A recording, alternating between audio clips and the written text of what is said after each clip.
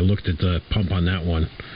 I said, that looks like the one out of my hot tub. So mine being that I replaced it a couple years back and only used it for like 2 or 3 years before the hot tub started leaking and stuff and give me problems. So pump is still good. Jacuzzi, be careful if you invite Clark over, just saying. I want to put one on my deck outside, but I don't know if I have to beef up the deck to support all that water. I guess so. Only if you bring Clark in there. Hey now.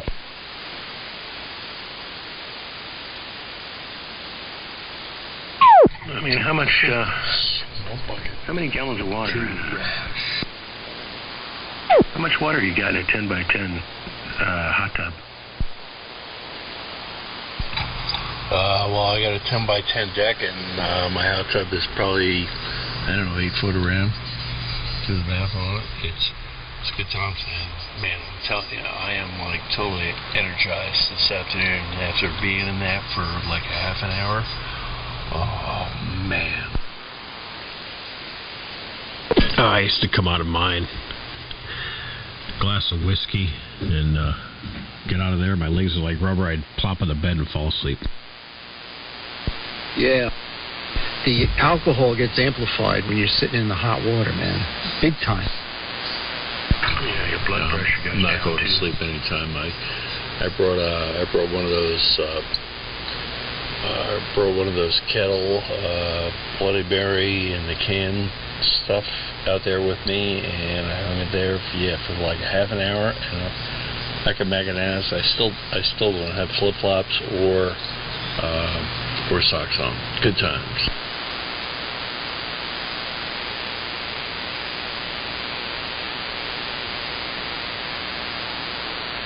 That's right. N1 BCG. Good evening, everybody.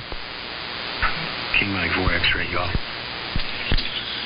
Good evening, Clark. KD2AFL. It's the blast. Oops, I'm sorry, the glass from the past. Hey, Daryl, so did you make the most of the AM rally with that transmitter? No. I had to go to a retirement party, and I had to go to rental property. I just started getting calls, so I'm a little upset. Oh, wow. I won't bring it up again. Sorry. But that's all right. Be another one next year. Not like you can't get the most out of the rig every night anyway, though. Yeah, and you talk to us all the time. Yeah, right. Okay, well, good evening, everybody. I'm here, and I'll be standing by. The gates, BC1T. 50 over S9. Woohoo! I've been pinning my meter.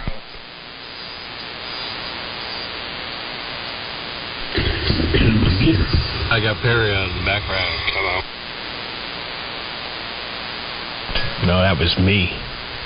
If this wasn't an SDR, he would be bending the needle.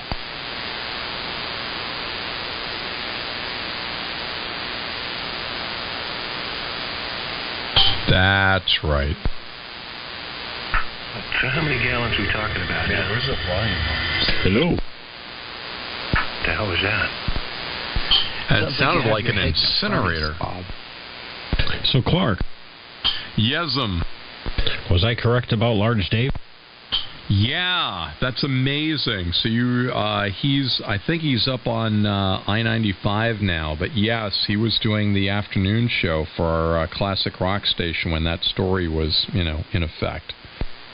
Oh, he's worked everywhere. He's done traffic. He's worked at the Fox. He's worked at PLR. He's worked all over the place. He's pretty much covered all of Connecticut. I think he even used to work on Light 100.5. Well, the Fox was the station that I was referring to. It was the Fox that went down to Sandals for the broadcast. That was the one that story was about. Yep.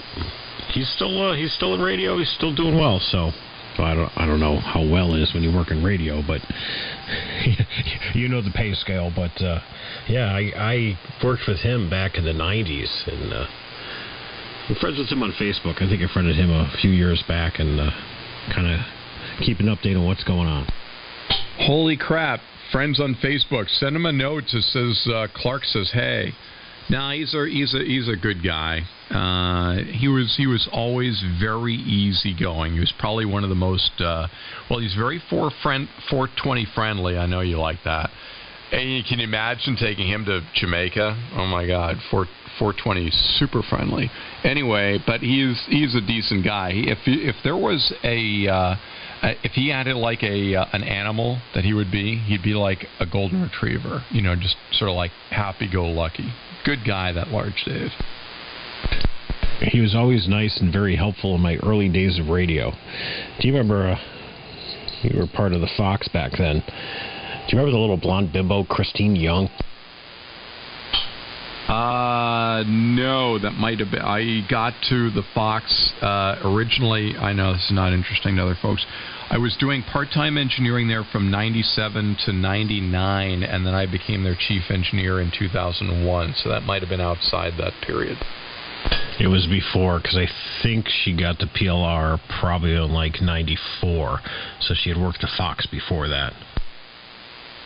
Nope. I was at the Fox when it became the Fox, and then I left in 91. So, yep, that was right in the in-between when N1 BCG was not involved.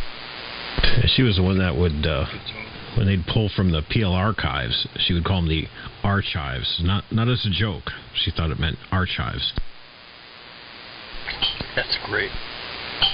You know what? Sometimes you got to look the other way on that. If they're that good looking, you can cut them some slack. I'd put archives on my baked potatoes. Anybody like archives on their pizza? Yeah, me neither.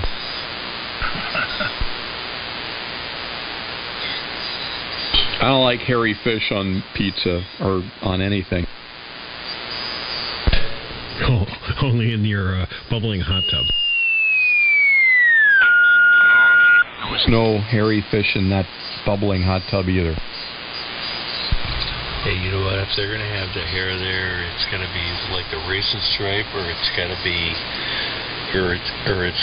a pointer arrow going down there. Oh, racing!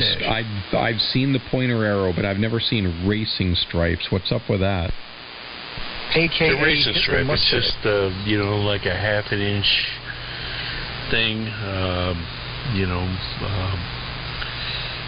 Anyway. Yeah. I guess I should have checked to see if I had it. Well, the arrow is, dude, that is, yikes.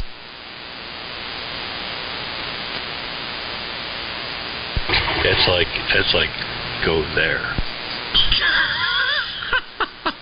Now this is why they call this area the AM Ghetto. Well, I looked at the FCC rulebook and I didn't see anything about arrows or racing stripes, so I thought it was okay. No, this is sort of like the Disney porn version of 7200, which is the all-out, like crazy channel. No, this is if you had to take 7200 and add a consultant to make it airworthy, this is what 7200 would be. You could start the innuendo net. Innuendo. Exactly.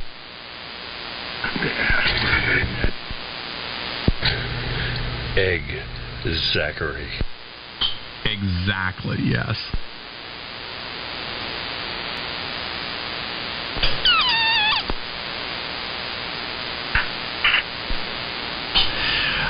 All right, right, I have a suggestion for Steve QIX. He's not on frequency, but I had a great idea for a topic he can use for his Lonely Guys net or whatever, the gray-haired, I don't know, whatever, those nets he hosts. Hey, here's a great conversation starter. If you guys want to chime in or dismiss it, I don't care, but I thought this is a great topic. What was the craziest thing your parents ever let you do when you were young, like pre-18 years old, like when they were still responsible if you did something bad? Like, what was the craziest thing you were allowed to do that if you were a parent today, there's no way in hell you would allow your kids to do, but you were allowed to do it when you were young? What is that? Bring in my 24-year-old girlfriend over to my room. I don't think I ever asked for permission. I always lived by, it's easier to ask for forgiveness kind of thing. Was your father high-fiving you? Exactly. That's my world. I will never forget my dad come downstairs. This is like a Sunday evening. And my dad come downstairs, and my girlfriend, now my wife, had her hand on, and he comes downstairs, and she's like all freaked out. I'm like, no, stop, don't move the cover. And he comes down, and I'm like, what? Why did you walk away? No, my dad was really uptight. And he thought I was going to get busted. He thought he was going to bust me. And anyway, we just left the cover on. Life was good. Jeez, and I had such a basic story. Yeah, when I was in, 8th grade. 8th grade, so it was like none of that kind of stuff. I wanted to take the CB antenna off the top of my grade school, this like 4-story building, and I actually talked the headmaster into allowing it. And he says, well, you need to get permission from all your parents if you're going to go up on the roof and take the CB antenna down. The headmaster. And it's like, all right. So we did. We actually, my friend and I, were both into radio, in 8th grade. We were actually able to get our parents to sign a permission slip to allow us to go on the roof of a 4-story building, my grade school, and take a CB antenna down. I have it. I still have that form. I saved it. And I found it a couple of months ago. I'm looking at this like, oh my God, what was my mother thinking? It's like, did she want to have? Was she like not happy with me? Was she like, here's a quick way to get rid of Clark? Oh my, holy crap! So so all our parents like signed the permission slip allowing us to go up on a freaking roof of a 4-story building when we're 14 years old. That would never happen if it was my kid. That's my example. And one BCG. That wouldn't happen today, period, because OSHA violations. Yeah, but this is 1978. Don't the 70s rock? Like, was it the blizzard of 78? All the neighborhood kids and I, we had like a week of no school because ridiculous amounts of snow was coming down like every day for 8 days. It just was a blizzard. But we made the most of it. When we didn't have to go to school, it was like no going back to school in sight, thanks to the local radio station. We're just like totally like sledding like crazy. I mean, this was like the total, kid orgasm, I guess, if you want to call it that. Anyway, so we decided to go for the gold, and there was this older lady. She had to have been like 90 years old or something like that. And she had this big stone mansion up on this huge hill, and there was a big grassy hill that went right from her driveway all the way down to this big open flat grassy area. And with all the snow, that would have been like the ultimate sledding area. So me and all the neighborhood kids, we dragged our sleds over to her house. Mrs. Clark, what a coincidence. And I remember ringing the doorbell because I was the oldest kid. It was my. Her butler came, and he looked at all of us, those rosy red cheeks. He said butt. He's in the ski hats and our, ski. He didn't say man. Sleds and everything, and he's like, oh my God. And I said, is Mrs. Clark here? And he said, can I tell her who this is? I'm like, oh yeah, this is also Clark. I want to ask her a question about her. He was like totally disgusted. He's like, hold on, please.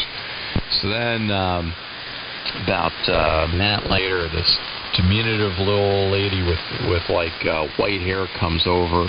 She's like half my height, because I was a tall kid when I was 14. And she's like, oh my goodness, how may I help you boys? And I said, oh, hi, Mrs. Clark. Funny thing is, my name's Clark. This is my best friend Kurt and Jimmy and his younger sister Forsyth and Tyler. It's Kurt's younger brother, and James and Gareth, his younger brother. And anyway, sorry about the long introduction. We were wondering if it'd be okay to sled down your hill, because like sledding's so good, and we actually have the whole week off from school. And she goes, oh my, you won't get hurt, will you?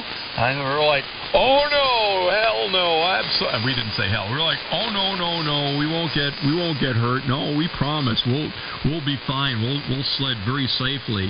And she clasped her hands together and had this big smile on her face. She's like, oh, that's wonderful. Well, enjoy your time. Of course, you can sled down my hill. And that was it. We went sledding down that hill for the next 5 days in a row. God bless the 1970s. And one BCG. There'll be 3 of them more. To Perry, if that's Perry in there. Hello to Blaine, Clark, Bob, Phil,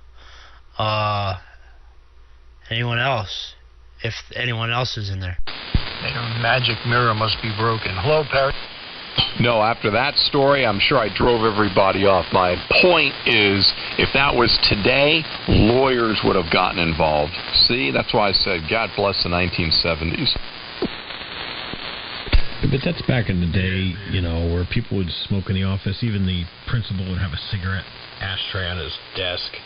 The business executives have bars in their offices, and they'd hand out drinks and meetings at 10 o'clock in the morning. Those were the days. Back in the 70s, so I knew a chick on the CB. Her handle was the headmaster. Ha! Perfect. 70s, Metro North, the commuter railroad around here, used to have a bar car. Had a club car. And some damn governor, Blaine, Grasso, put a stop to that. But that was epic. There were a bunch of Wall Streeters that would commute down to Wall Street from Connecticut. They had mega cash. They had so much money that they bought a railroad car. They bought a commuter rail car, had it gutted, all the seats were taken out, and they had a bar put in. Hey, Bob, I know Bobby and Y would love this story. They made it like a club. They put in nice carpeting, not that stupid, easy to vacuum, plastic floor stuff. No, they had sofas and easy chairs. They had a bar. I mentioned that. They took out all the regular overhead lighting, and they had nice lighting put in. And so the deal was they paid a fortune to the commuter railroad. They were like, listen, we basically bought this railroad car, and we will pay you whatever you want, you name it, whatever you want. Just tow this car into Manhattan at 6 o'clock in the morning, and then at 5 o'clock at night, because Wall Street closed early. 5 o'clock at night, just tow it back out to Connecticut. Is a deal, and the railroad is like, well, that's going to be very expensive. And they're like, hey, what you name the price, and they did. It was something crazy, and they charged all the Wall Streeters $20,000 a piece, and there was no problem. They were totally fine. So they had their own car. They had booze. They did cigars. They had God knows what in there. And that was 1970s. And then, like, in the late 80s, stupid Governor Ella Grasso came along. They're like, oh, we can't do that. We can't have a public utility, like, towing this club around. But that was awesome. I would totally be into that. Can you imagine that? A private club car where you can, like, drink booze, like high-end booze, and smoke cigars. And it's your own private rail car? Yeah. As Bob would say, good times. And one BCG. Whoa, that was cool. I am on that, and you know what? And you know what? 20 years later, Elliot Spitzer would have his own room with that girl, so we could in the bass.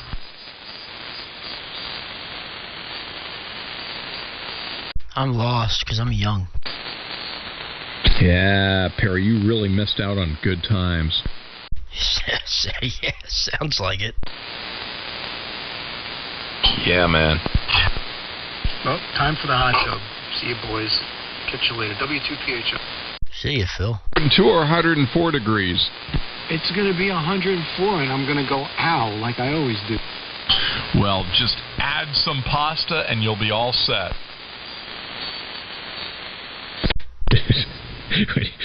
When you know it's hot when you get out and your nads are hanging down to your knees.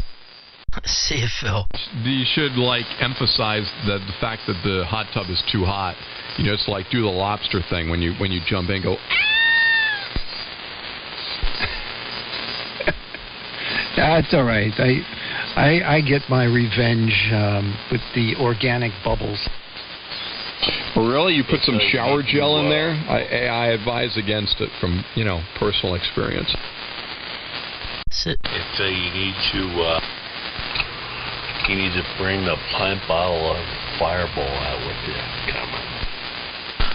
Dude, I can't drink too much in the hot tub. It makes me crazy. About maybe 2 beers at the most. So, yeah, but that's my revenge. When the bubble machine goes off, and the organic bubbles come out, there you go. It's so sweet. Yeah. You bring the Fireball out, and you get like party time, and the next thing you know, it's like it's all good, and then it's a soul with a dead weapon. I stay away from all that stuff. Take care, Phil. Enjoy the tub. I didn't do anything. And she's like, it smells like garbage. I'm like, well, that's probably somebody's garbage can. It's such a funny, we go through the routine all the time. You're making your own bubbles? Yeah, they're organic. Right, face down. Come on. It's the methane. All right, I got to go. See you guys later. See ya. See you later, brother. And hey, Clark, Clark and Phil, we got to talk about City Island, man. Oh man, it's 40s this week. They got to be opening up outside. Oh yeah, bring on that Miniford, huh? Exactly. Sammy's Fish Box, Tony's Lobster House, Seashore. Oh man, Seashore. I love that place. They had those twin tails. I think give a rat's ass about the yellow rice that they serve with that. But anyway, those twin tails. Oh man. All right, everyone on 3873 is invited. Bob ENY is doing like an AM dinner on City Island. You can look it up. That's right in the New York City area, City Island. And we'll be specializing in some fine dining on, Orchard Beach oysters and Canarsie crab sauce. Good times.